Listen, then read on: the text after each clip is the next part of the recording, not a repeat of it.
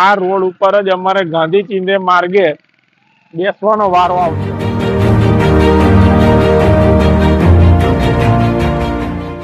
છેલ્લા ઘણા સમયથી ઓરસંગ બ્રિજ અને એની આગળનો ઠેઠ કોર્ટ સુધી, કોર્ટ થી લઈને આગળનો રસ્તો, ત્યાંથી લઈ અને અહીંયા ગાડી જેતપુર તરફ ઠેઠ પાવી વનકુટીર સુધીનો રસ્તો, આ રસ્તા ઉપર એટલા મોટા મોટા ખાડા થઈ ગયા છે, એને લઈ અને ગાડીઓને ભયંકર નુકસાન થઈ રહ્યું છે. અને સાથે સાથે જે રિપેરિંગ ના થવાના કારણે ડસ્ટ એટલો બધો ઉડી રહ્યો છે કે એ આપણે અસહ્ય રીતે લોકોને અંદર પ્રવેશ કરી રહ્યો, એને ફેફસાની બીમારી થવાની સંભાવનાઓ છે. બીજું વિશેષમાં જે પુલના જે સાંધાઓ છે, એ સાંધાઓ ની અંદર લગભગ છે ને પતરા બી બહાર આવી ગયા છે. એમાં અવારનવાર મેં આ બાબતે ઘણીવાર વહીવટી તંત્રને રજૂઆત કરી છે.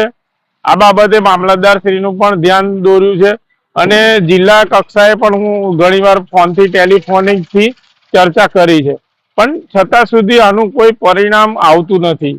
એટલે મેં 10 તારીખે તાલુકા સ્વાગત ઓનલાઈનમાં ફરિયાદ કરી છે, જે અંગેની સુનાવણી 26 તારીખે મહેરબાન મામલતદાર શ્રીના અધ્યક્ષતા હેઠળ તાલુકા સ્વાગતમાં છે. એની પહેલા મને એક ઇન્ટિમેશન લેટર આપવામાં આવેલો છે. એ લેટરની અંદર મહેરબાન એજ્યુકેટિવ મેજિસ્ટ્રેટ શ્રીએ જણાવ્યું છે કે તમારો જે આ પ્રશ્ન છે એ અમે ઉપર વિભાગમાં મોકલો છે.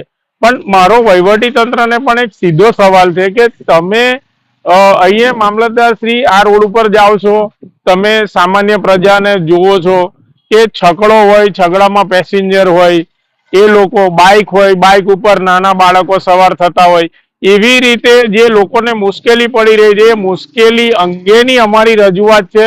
અમે માત્ર એટલું જ કહેવા માંગીએ છીએ સરકાર શ્રીમાં બેઠેલા જે અધિકારીઓ છે એમને કે તમે આટલું બધી નિષ્કાળજીથી જે કામ કરી રહ્યા છો, અને મહેરબાન અમારા સીએમ સાહેબે પણ દરેક જિલ્લા કલેક્ટર શ્રીઓને ખાડા બાબતે વારંવાર ટકોર કર્યા છે. એમણે ઓનલાઈન પણ કલેક્ટર શ્રીઓને સૂચના આપી છે, છતાં પણ મહેરબાન કલેક્ટર શ્રી આ બાબતે કેમ ઉજાગર નહીં? આ લોકોનો સીધો પ્રશ્નો છે અને લોકોના સીધા જીવન સાથે જોડાયેલા પ્રશ્નો છે.